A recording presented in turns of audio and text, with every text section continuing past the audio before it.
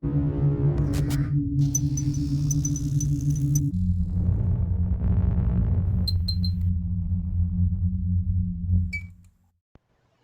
guys, welcome to Medifaction. So today we are going to learn about the physiology of skin. So we know that skin is the largest sense organ of human body, and we can also observe variation in skin color among different people. And unfortunately, there are still some discrimination prevailing on the basis of skin color. So let's start the session with the fact that there is no such thing as race. There is just a human race, scientifically, anthropologically. So, in order to learn more about skin, let's look in detail. So in this video, I'm gonna enumerate about an introduction of skin which contains the layers of skin, and we are also gonna talk about epidermis and describing the 5 layers of the epidermis, which are the stratum corneum, stratum lucidium, stratum granulosum, stratum spinosum, stratum germinativum. And we are also going to learn deeper about the dermis, which contain the superficial papillary layer and the reticular layer. We are also going to learn about the appendages of skin and also color of skin, which contain the pigmentation of skin, hemoglobin in the blood, and at last we are also going to know more about the functions of skin other than protection also. Introduction. Skin is the largest organ of the body. It is not uniformly thick. At some places it is thick and at some places it is thin. The average thickness of the skin is about 1 to 2 millimeter. In the sole of the foot, palm of the hand, and in the interscapular region, it is considerably thick, measuring about 5 millimeter. In other areas of the body, the skin is thin. The thinnest over the eyelids and penis, measuring about 0.5 millimeter only. Layers of skin. Skin is made up of 2 layers. Number 1 is the outer layer, which is known as the epidermis, and the inner layer, which is known as the dermis. Epidermis. Epidermis is the outer layer of the skin. It is formed by stratified epithelium. Important feature of epidermis is that it does not have blood vessels. Nutrition is provided to the epidermis by the capillaries of dermis. Layers of epidermis. Epidermis is formed by 5 layers. Number 1 is, or the uppermost layer is stratum corneum. The second layer is stratum lucidum. Third layer is stratum granulosum. The fourth layer is stratum spinosum. And the last layer is stratum germinativum. Stratum corneum. Stratum corneum is also known as horny layer. It is the outermost layer and consists of dead cells, which are called corneocytes. These cells lose their nucleus due to pressure and become dead cells. The cytoplasm is flattened with fibrous protein known as keratin. Apart from these cells also contain phospholipids and glycogen. This here is the stratum corneum. Moving on to the next layer, which is stratum lucidum. Stratum lucidum is made up of flattened epithelial cells. Many cells have degenerated nucleus, and in some cells the nucleus is even absent. As these cells exhibit shiny character, the layer looks like homogeneous translucent zone. So this layer is called stratum lucidum. Here you can appreciate the stratum lucidum layer. The next layer is stratum granulosum. It is a thin layer with 2 to 5 rows of flattened rhomboid cells. Cytoplasm contains granules of a protein called keratohyalin. Keratohyalin is the precursor of keratin. Here you can see the stratum granulosum.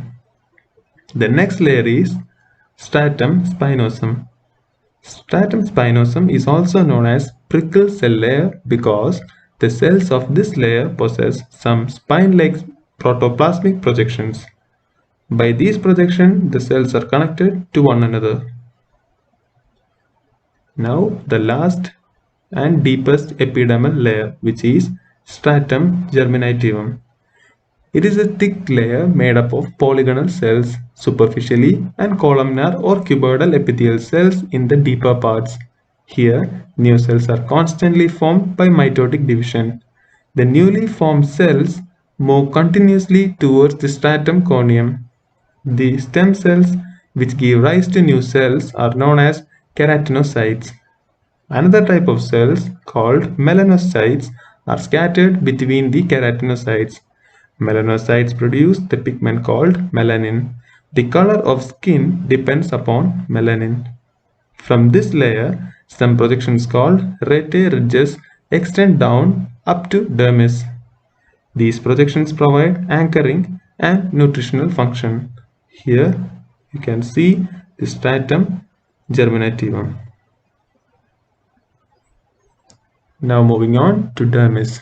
Dermis is the inner layer of the skin. It is a connective tissue layer made up of dense and stout collagen fibers, fibroblasts, and histiocytes. Collagen fibers exhibit elastic property and are capable of storing or holding water. Collagen fibers contain the enzyme collagenase, which is responsible for wound healing. Layers of dermis. Dermis is made up of two layers. Number one is superficial papillary layer. This one here is the papillary layer, which is superficial in nature. Number two is deeper reticular layer. This one here is the reticular layer. Now let's look in detail. Superficial papillary layer. Superficial papillary layer projects into the dermis. It contains blood vessels, lymphatics, and nerve fibers. This layer also has some pigment-containing cells known as chromatophores. Dermal papillae are finger-like projections arising from the superficial papillary dermis. Each papilla contains a plexus of capillaries and lymphatics which are oriented perpendicular to the skin surface. The papillae are surrounded by red ridges extending from epidermis. This is the papillary dermis histologically. The reticular layer. Reticular layer is made up of reticular and elastic fibers. These fibers are found around the hair bulbs, sweat glands, and sebaceous glands. The reticular layer also contains mast cells, nerve endings, lymphatics, epidermal appendages, and also fibroblasts. Immediately below the dermis, subcutaneous tissue is present. It is a loose connective tissue which connects the skin with the internal structure of the body. It serves as an insulator to protect the body from excessive heat and cold of the environment. Lot of smooth muscles called arrector pili are also found in skin around the hair follicles. Appendages of skin. Hair follicles with hair, nails, sweat glands, sebaceous glands, and mammary glands are considered as appendages of the skin. Color of skin. Color of skin depends upon two important factors. Number one is pigmentation of skin, and number two is hemoglobin in the blood. Now let's talk about the pigmentation of skin. Cells of the skin contain a brown pigment called melanin, which is responsible for the color of the skin. It is synthesized by melanocytes, which are present mainly in the stratum germinativum and stratum spinosum of epidermis. After synthesis, the pigment spreads to the cells of the other layers. Melanin. Melanin is the skin pigment and it forms the major color determinant of human skin. Skin becomes dark when melanin content increases. It is a protein in nature and it is synthesized from the amino acid tyrosine via dihydroxyphenylalanine. Deficiency of melanin leads to albinism. Functions of skin. Primary function of skin is protection of organs. We all know that. However, it has many other important functions also. Let's dive into it. Protective function.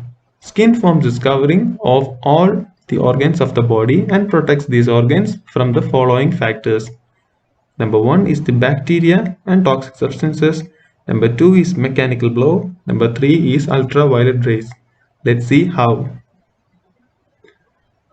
So how the skin protects from bacteria and toxic substances. We know that skin covers the organ of the body and protects the organs from having direct contact with external environment.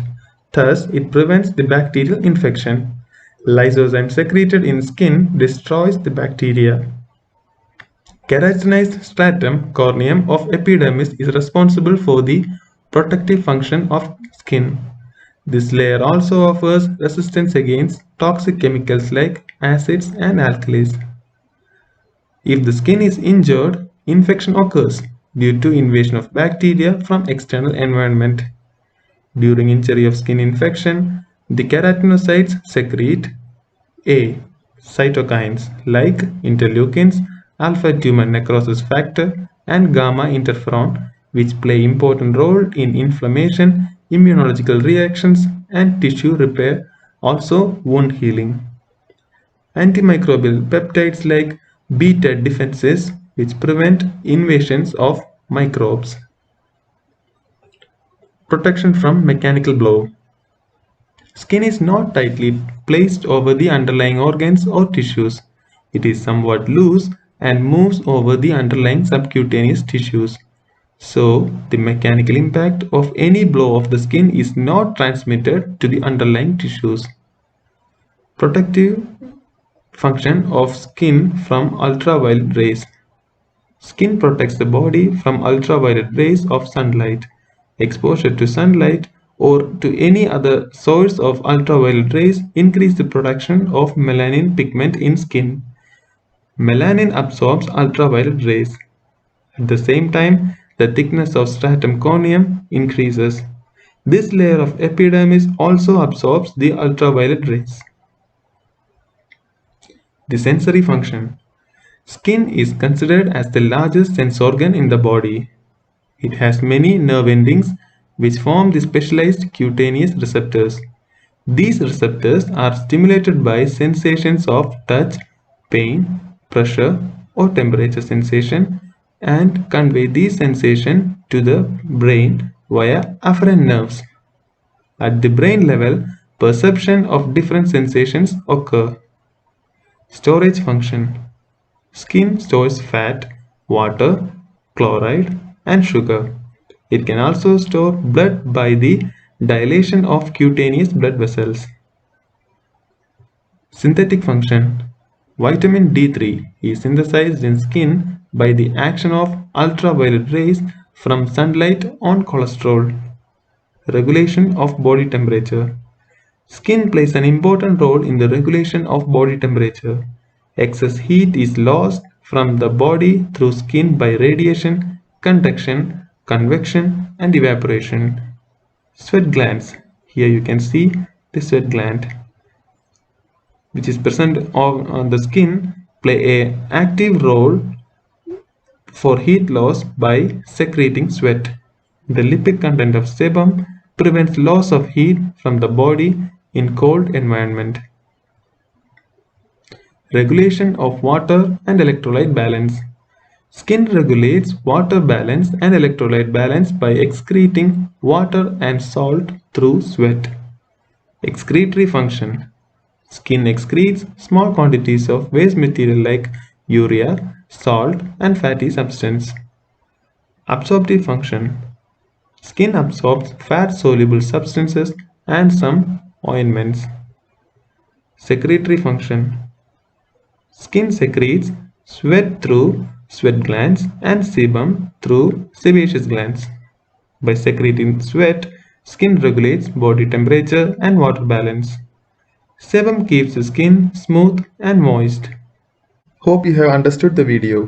Like, subscribe and press the bell button for more videos. Thank you. Thanks for watching.